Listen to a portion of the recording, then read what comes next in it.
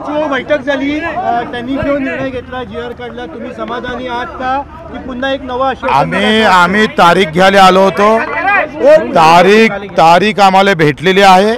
मुख्यमंत्री उपमुख्यमंत्री दोघांनी, एकनाथजी शिंदे असेल, अजितदादा असेल आणि मुख्यमंत्री स्वतः यांनी सांगितलं का आम्ही जे दिलेला शब्द आहे तो 30 जून 2026च्या आत कर्जमुक्ती झाल्याशिवाय राहणार नाही.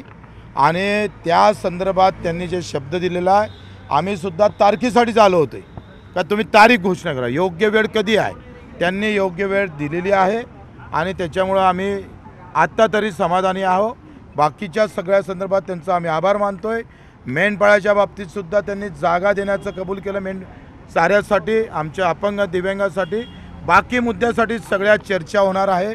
प्रत्येक मिनिस्टरसोबत चर्चा होईल. ग्रामपंचायत कर्मचाऱ्याच्या वसुलीच्या अटीबाबतही निर्णय झालेला आहे. ह्या संगणक परिचालकाबाबतही निर्णय झालेला आहे. बाकी अधिक विषय मला वाटतं आमचे सगळे नेते मंडळी आंदोलन मागे घेणार का? आंदोलन मागे घेणार का? आता हे बाकी नेते मंडळीला विचार. हो बरोबर आहे, पण मी नेता असलं तर याच्याशिवाय झालं नसतं होते. तुम्ही म्हणाला होता की सदन शेतकरी आहेत त्यांना कर्जमाफी देऊन द्या किंवा आता मला कर्जमाफीची गरज नाही आहे. बच्चू कडू म्हणून मला 70,000 रुपये मानधन भेटतं. मी कसं कर्जमाफी घेऊ? काय गरज मला? लक्षात घ्या.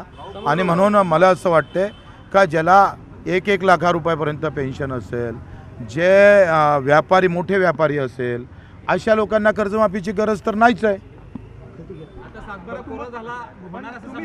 कोरा होणारच, कोरा करावाच लागन. नागपूरमध्ये आंदोलक वाट पाहत आहे तुमच्या निर्णयाची.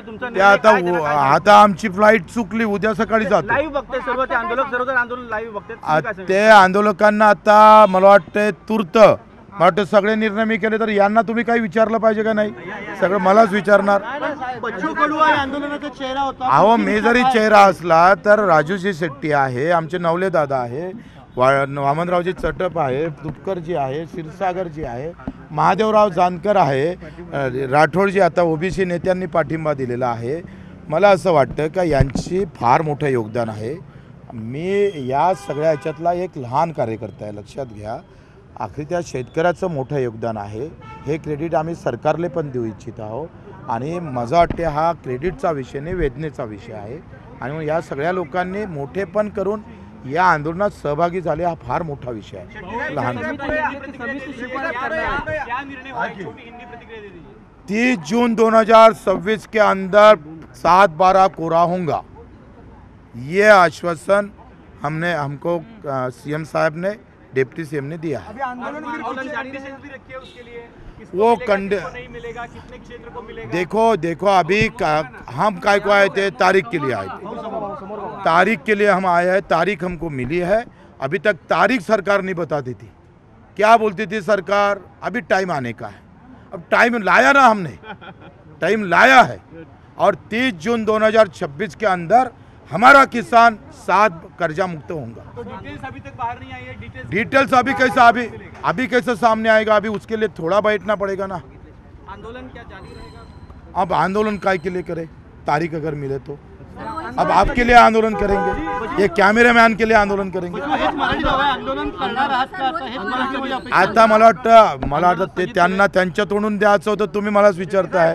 मग सगळे मिळून आम्ही चर्चा केली. आता आंदोलनाची तूर्त तरी गरज नाही, आम्ही सगळे मिळून ठरवलं आहे.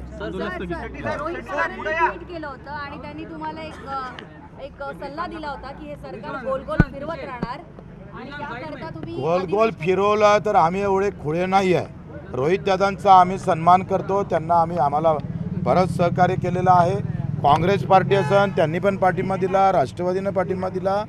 आणि त्यांचंही आम्ही खरं सगळ्या लहान मोठ्या भूमिपुत्र संघटना, बळीराजा संघटना, सगळ्या लहान मोठ्या संघटनेनं प्रचंड, याच्यापेक्षा सगळ्या शेतकऱ्यांनी, काल मनोजदादा जरांगे आले होते, आज राठोडजी आले, ओबीसीचे नेते. शेतकरी सगळ्या जाती धर्मात आहे आणि ते एकत्र होऊन लढताय, याचा आनंद आहे. सगळ्यात मोठी प्लस गोष्ट आहे का आम्ही सगळे एकत्र आहोत, ही सगळ्यात जमेची बाजू आहे. थोडा आता इकडे अजित दादा